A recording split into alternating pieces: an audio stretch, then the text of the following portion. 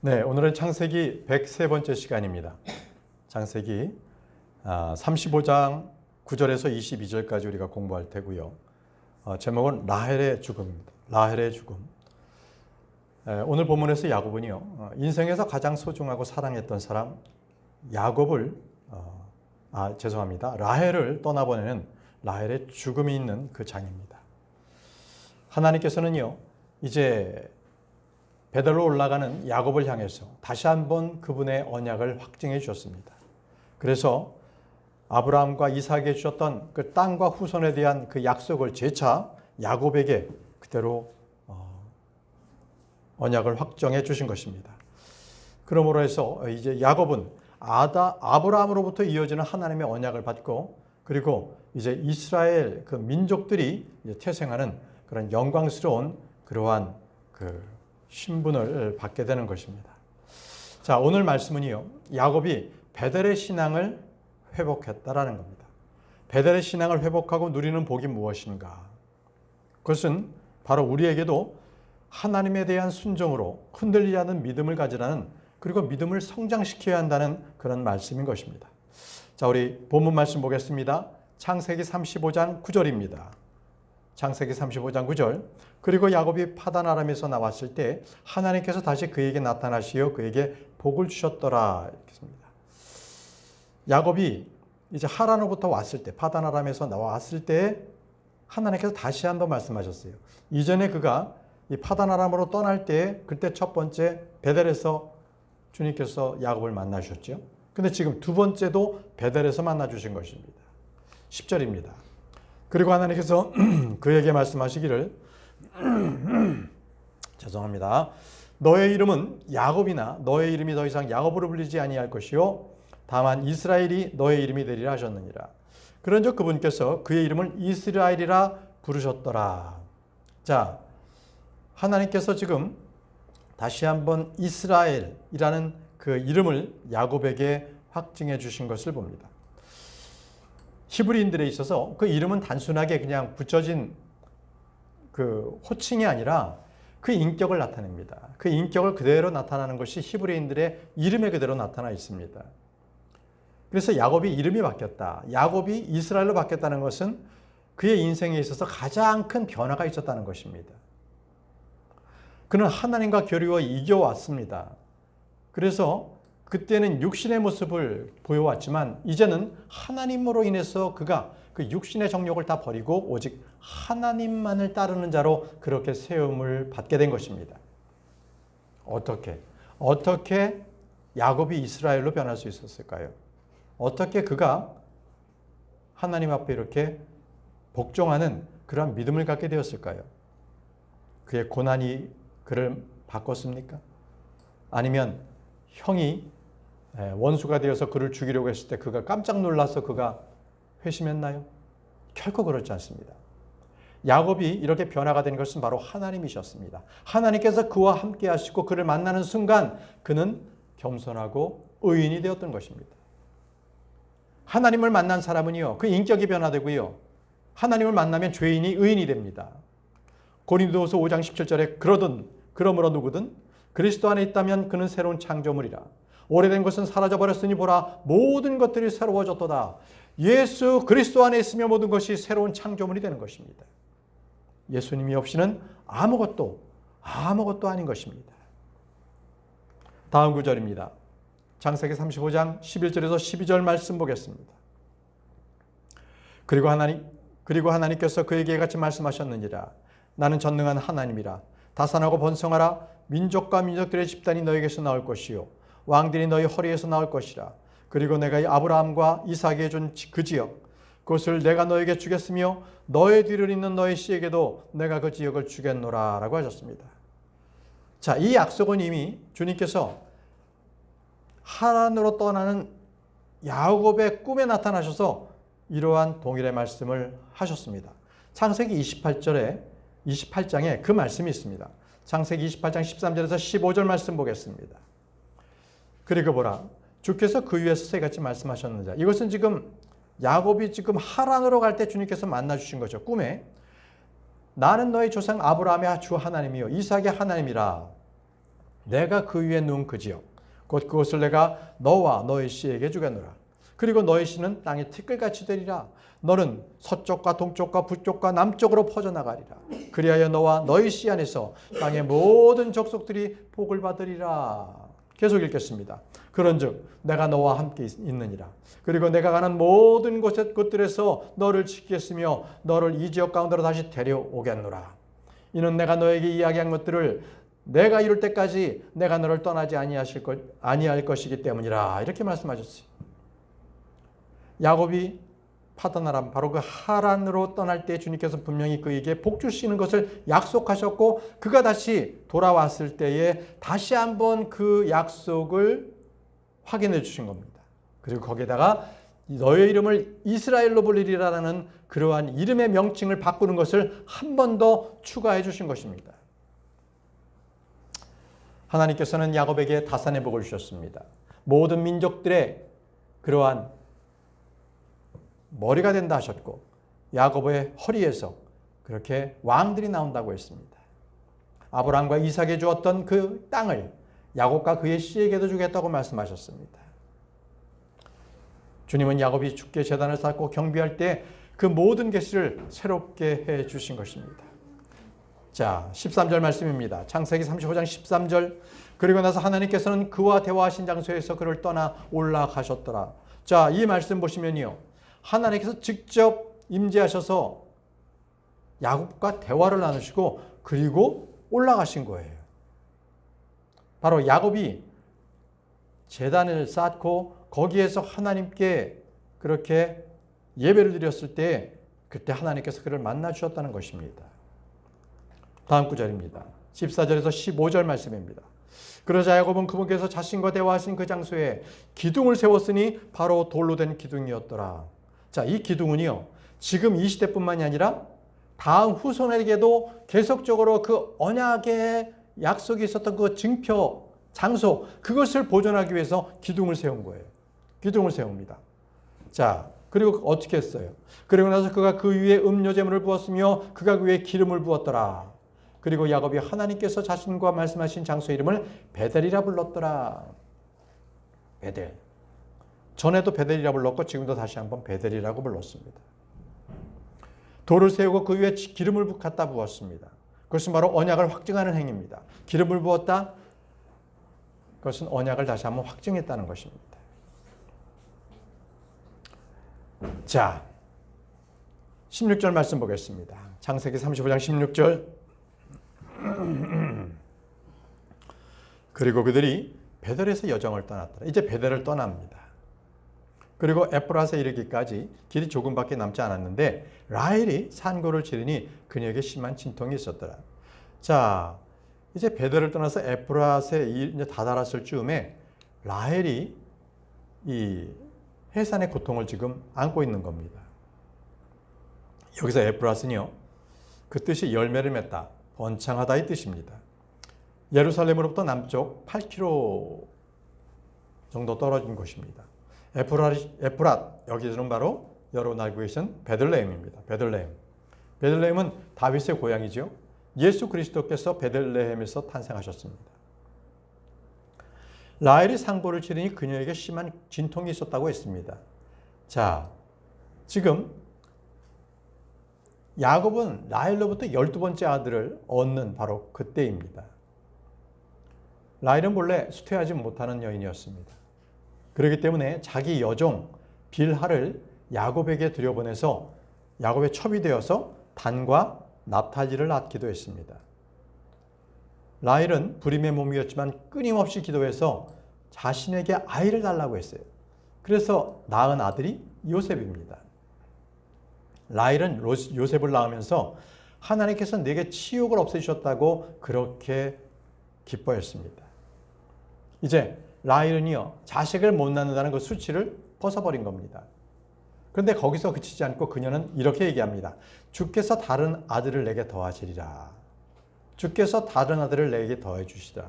이렇게 그녀의 소망을 품고 있었던 겁니다. 보시죠. 창세기 30장 23절에서 24절에 그리하여 그녀가 임신하였고 한 아들을 낳은 후에 말하기를 하나님께서 나의 치욕을 제거해 주셨도다 하였도다. 그런즉 그녀가 그의 이름을 요셉이라 부르고 말하기를 주께서 나에게 또 다른 아들을 더해 주시리라 하였더라. 자, 또 다른 아들을 주겠다는 겁니다. 자, 그 아들의 이름이 나중에 야곱으로 인해서 베냐민으로 되죠. 근데 지금 이 라헬이 베냐민을 낳기 전에 그녀는 무척 심각한 산고의 고통을 지금 치르고 있습니다. 과거 사라는요, 90세에 이삭을 낳았잖아요. 그런데 지금 그러한 이 것들을 라헬에게는 하나님께서 주지 않으셨어요. 라헬은 지금 출산에 지금 산고를 지금 겪고 있습니다. 자, 그때 산파가 이렇게 얘기합니다. 17절입니다. 그리하여 그녀가 심한 진통 가운데 있었을 때 이러한 일이 있었으니 산파가 그녀에게 말하기를 두려워하지 말라. 두려워하지 말라. 내가 이 아들 또한 갖게 되리라 하였더라. 왜 두려워하지 말라고 했습니까? 라헬은 알았어요. 라헬은 내가 죽게 됐구나. 아이를 보지 못하고 죽겠구나. 이 두려움이 있었던 거예요. 그러자 산파가 두려워하지 말라고 하는 거예요. 내가 이 아들 또한 갖게 된다는 거예요. 라헬이 또 두려워했던 것은 내가 죽으면 이 아이는 태어날 수 있을까? 이거에 대한 또 두려움이 있는 겁니다. 아이가 죽거나 잘못될까 봐 그게 걱정이 됐던 거예요. 그래서 이 산파가 두려워하지 말라고 얘기한 겁니다. 여러분, 라헬은요, 고통으로 슬피 울었고 위로받기를 거절했습니다. 해산의 고통은 죄로 인해서 여성에게 주신 하나님의 저주의 심판입니다. 그렇기 때문에 여성들은 아이를 태어나게 할 때는 항상 심한 고통이 따릅니다. 네, 여러분, 이 해산의 고통이 여성에게만 있다는 것이 아니에요. 남성에게도 있다는 것이 바로 하나님께서 기록하신 말씀입니다. 자, 전도서 1장 13절입니다. 전도서 1장 13절. 이 남자에게도 이 해산의 이 상고가 있다는 거예요. 그리고 내가 지혜를 써서 하늘 아래 행해지는 모든 것들에 관하여 찾고 탐구하여 알아내었는데 나의 마음을 쏟았느니라. 하나님께서 사람의 아들들에게 이 심한 산고를 주시어 그것들로 단련받게 하셨다는 거예요. 여러분, 이처럼 산고의 고통을 남자들에게 줬다. 사람의 아들들에게 줬다는 것은 바로 이 땅에서 남자들을 단련하는 도구가 됩니다. 해산의 고통은 죄인을 징계하는 수단이었죠. 예수 그리스도께서 해산의 고통을 치르셨습니다. 사도 바울 역시 해산의 고통을 치렀습니다. 이제 라헬이 해산의 고통을 통해서 이제 아이를 낳습니다. 그녀가 그토록 원했던 것이었습니다. 18절입니다. 그리고 그녀의 혼이 떠나라 하였더라. 그리고 그녀의 혼이 떠나라 하였을 때 그녀가 죽었기 때문에 이러한 일이 있었으니 그녀가 그의 이름을 베논이라고 불렀더라. 그러나 그의 아버지는 그를 베냐민이라고 불렀더라. 자, 라헬이 아이가 없어서 애통하고 슬피 울 때 그때는 많이 울었어요. 그런데 지금은 어떻게 울어요? 아이로 인해서 슬피하면 또 운다는 거예요. 아이로 인해서. 예레미야 31장 15절 유명한 구절이지요. 라헬에 대해서 이렇게 말합니다. 주가 이같이 말하노라. 한 음성이 라마에서 들려왔나니 애통하며 쓰라리는 울음이라. 그녀의 아들들을 위하여 우는 라헬이 그녀의 아들로 인하여 위로받기를 거부하였으니 그들이 없기 때문이라. 라헬은 산파를 통해서 아들을 얻었다는 소식을 듣고 난 뒤에 죽었습니다. 라헬은 죽어가면서 아들의 이름을 뭐라고 지었어요? 베노니라고 해요. 베노니. 그것은 뭐예요? 슬픔의 아들, 고통의 아들이라는 거예요. 그녀는 아들을 하나를 더 얻기를 원했습니다. 간절히 기도했습니다. 그래서 얻은 아들이었습니다. 그러나 자신의 생명은 잃어버렸습니다. 우리는 때때로 주님께 간절히 기도할 때에 우리는 그것을 얻을 수 있습니다. 그런데 그것을 얻는 대신 자신의 생명을 잃어버릴 수도 있다는 겁니다. 자, 라헬은 기도가 응답받은 날 아들의 이름을 베논이라고 했습니다. 베논이라고 했습니다. 그런데 이 야곱은 그 아들의 이름을 베냐민이라고 줬습니다. 왜? 오른손의 아들이라는 뜻의 베냐민. 근데 여러분, 이 베냐민 지파에서는요, 왼손잡이가 더 많았다는 특이한 사실이 있습니다. 오른손의 아들이라는 뜻이 베냐민인데 도리어 베냐민 지파에서는요 왼손잡이가 되게 많았어요. 왜? 왼손잡이는 이 돌팔매질 이런 것들이 굉장히 능숙합니다. 예, 그게 바로 베냐민 지파였어요. 생각해 보면요, 야곱의 아들 열아들은 모두 다 이방 땅에서 하란에서 태어났습니다. 그런데 유일하게 베냐민은요, 그것도 베들레헴에서 태어난 겁니다. 약속의 땅에서 태어난 겁니다. 그래서 바로 예수 그리스도께서 태어나신 그 베들레헴. 나중에 베냐민은요, 유다 지역이 바로 그 이 예루살렘이나 이 베들레헴을 다 유다 지파의 땅인데 그 유다 지파의 땅에서 베냐민은 그 유다 지파와 함께 지내면서 끝까지 떠나지 않았어요. 그게 바로 베냐민 지파입니다.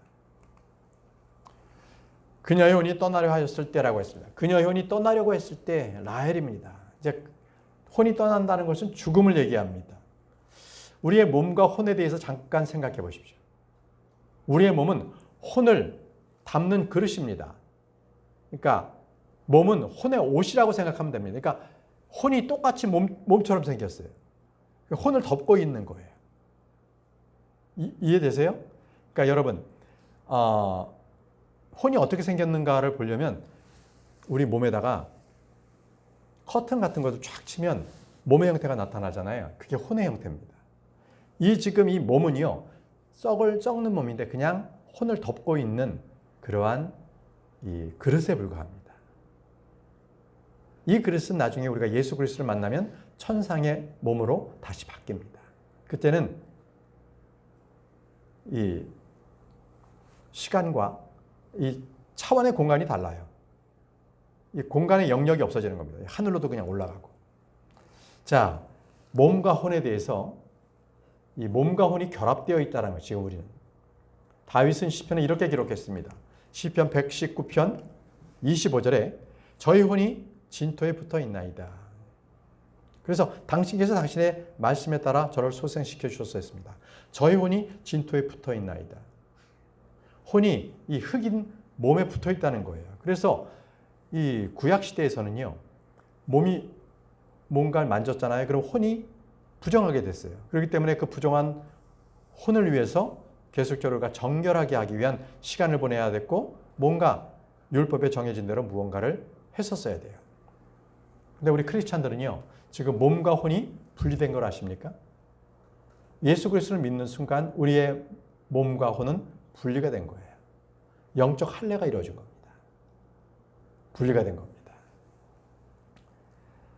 자, 여기서 지금 저의 혼이 진토에 붙어 있고 이게 붙어 있는데 이제 죽으면 이 혼이 진토로부터 몸에서부터 떨어져 나갑니다. 그게 바로 죽는다는 거예요. 죽는다는 거. 자, 전도서 12장 7절에 그때 진토는 전에 있던 대로 땅으로 돌아가되 몸은 영은 그것을 주신 하나님께로 되돌아가리라.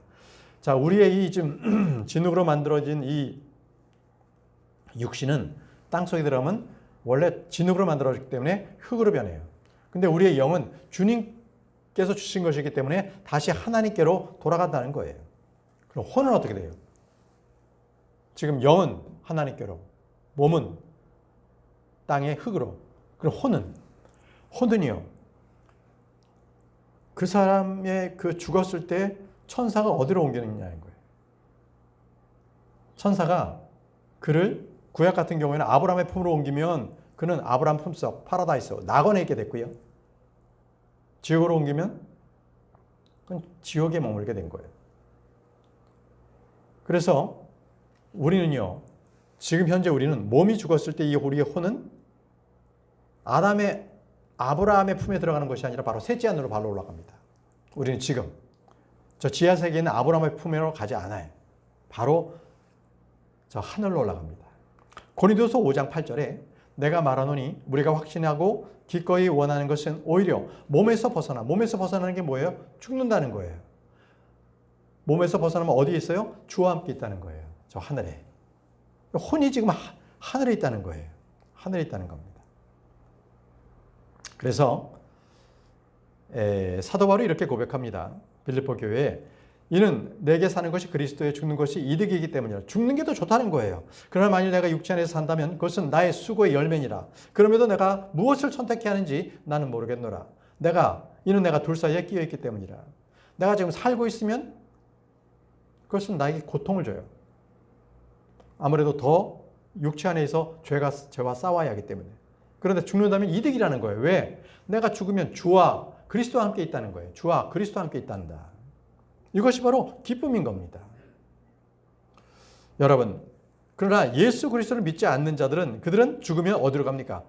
지옥으로 갑니다. 그 주님께서 지옥이 얼마나 처참하고 무섭고 그 형벌이 뜨겁고 목마르고 영원히 그렇게 산다는 것에 그 실상을 너무 처절하기 때문에 그 고통이 너무 처절하다. 너희는 가지 말아라는 것을 바로 마가복음 9장에서는 3번씩이나 당부하십니다. 3번. 너는 그곳에 가지 마라. 마가복음 9장 44, 46, 48절에 똑같이 이렇게 말씀하십니다. 그곳에는 그들의 구더기도 죽지 않고 불도 꺼지지 아니하느니라. 여기서 그들의 구더기가 뭡니까? 사람이요. 지옥에 가면 사람의 이 혼의 형체가 구더기 형체가 되어버린 거예요. 그 뜨거움 속에서. 원래 주신 하나님의 형상의 모습은 없어져 버리고 완전히 벌레, 구더기가 되어버리는 거예요. 사람이 구더기가 돼서 바로 그 지옥 안에서 심한 고통을 받게 되는 것입니다. 여러분, 그래서 복음으로 인해서 구원받지 않으면 누구든지 이 지옥으로 간다는 거예요. 이 세상에 아무리 좋은 것이 많이 소유하고 그거를 만끽하고 누린다 할지라도 그가 구원받지 않았다면 그건 아무것도 아니에요. 아무것도 아니다. 자, 19절입니다. 창세기 35장 19절. 그리하여 라헬이 죽어서 에프랏 곧 베들레헴으로 가는 길 가운데 장사되었다고 했습니다. 자, 에프랏 나오죠? 베들레헴이다라는 겁니다. 보통 자기가 태어났는데 어머니가 죽었다. 그러면 한국 사람들은 뭐라 그러냐면 자기 애미를 잡아먹은 놈이라 그래가지고 멸시하고요. 아주 집안에서 천대를 합니다. 그런데 야곱은요. 이 베냐민을 아끼고 사랑했어요. 이름조차도 오른손의 아들이라는 거예요. 가장 가까이 둔다는 거예요. 왜? 자기가 사랑하는 라헬이 낳은 아들이라는 거예요. 그래서 나의 오른손이라는 거예요. 가장 가까운 거. 우리 예수 그리스도께서는 저 셋째 하나님에 오르셔서 하나님의 오른편에 앉으십니다. 하나님과 함께 계시는 거죠. 그래서 야곱은 베냐민의 이름을 지었는데 그 이름이 오른손의 아들이라는 뜻입니다. 오른손의 아들. 자, 여기서 이 에프랏이라는 곳, 이것은 다산이라는 뜻도 있습니다. 이 베들레헴의 옛 이름이죠. 근데 이 에프랏은요, 룻기에 나오는 나오미 가족들의 출신이기도 합니다. 룻기 1장 2절에 그리고 그 남의 이름은 엘리멜렉이요 그 아내의 이름은 나오미요 그의 두 아들의 이름은 말론과 킬리온이니 이들은 베들레헴 유다의 에프랏 족속이었더라. 에프랏 지역의 사람들이었다는 겁니다. 여러분, 사무엘도요 바로 이 에프랏 족입니다. 에프랏 족. 사무엘상 1장 1절에 이제 에프랏산에 속한 라마다임 조핀의 어떤 남자 한 명이 있었는데 그 이름이 엘카나요 에프랏 족으로서라고 했습니다. 엘카나가 누구냐? 사무엘의 아버지입니다. 에프랏 족. 바로 베들레헴. 바로 그 지역 사람이라는 것입니다. 자, 이제 20절 말씀, 본문 말씀 20절 말씀 보겠습니다. 그리고 야곱이 그녀의 무덤 위에 기둥을 세웠더라. 그것이 오늘날까지 라헬의 무덤 기둥이다. 자, 라헬의 무덤 기둥은 그 이후에도요, 그 이스라엘 백성들의 후손들이 그 라헬의 무덤 기둥을 너무나 잘 알고 있었어요. 그리고 700년이 지난 이후에도요, 그것이 여전히 경계표로서 그 지역에 남아 있었다는 것을 볼 수가 있습니다. 사무엘상 10장 2절입니다. 사무엘상 10장 2절에 내가 오늘 나에게서 떠날 때면 그때 내가 젤자에 있는 베냐민에 경계한 라헬의 돌무덤 곁에서 2명의 남자를 발견하리라. 자, 여기에 있었을 때 지금 이게 라헬의 돌무덤에서 이렇게 700년이 지난 뒤에도 이렇게 라헬의 돌무덤을 얘기하고 있는 거예요. 그러니까 후대의 이스라엘 백성들은 모두 다 라헬의 돌무덤을 잘 알고 있었다는 겁니다. 야곱 역시도요, 자기가 이제 죽을 때가 돼서 자기 아들들을 축복할 때 이렇게 그때 일을 회상합니다. 창세기 48장 7절에 그리고 나라 말하자면 내가 파단에서 왔을 때 곧 에프라스에 이르는 길이 앞으로 조금밖에 남지 않았을 때 도중에 가나안 지역 가운데 라헬이 내 곁에서 죽었노라. 그런즉 내가 그녀를 거기 에프라스의 길 가운데 장사했는데 바로 그것이 베들레헴이라. 에프라 길 가운데 장사했는데 그 에프라시 어디냐? 베들레헴이었다는 것입니다. 이 라헬이 죽을 때가 바로 주전 1728년경입니다. 1728년경에 라헬이 묻혔습니다. 다음 구절 21절입니다. 그리고 이스라엘이 여정을 떠나서 에달의 망대 건너편에 자기 천막을 쳤더라라고 했습니다. 이제 이 야곱이죠. 이제 이스라엘이 다시 여정을 떠난 겁니다. 여기서 중요한 것은 이 야곱의 이름이 이제 이스라엘로 하나의 공동체, 민족의 이름으로 바뀐 것입니다. 그래서 그가 이제 에프라스를 떠나서 에달의 망대 건너편에서 자기의 천막을 칩니다. 여기서 에달의 망대라는 것은 가축대 망대, 가축대. 다시 말하면 그곳에서 자기가 임시 거처로서 거기에 만들었다는 거예요. 임시 거처로.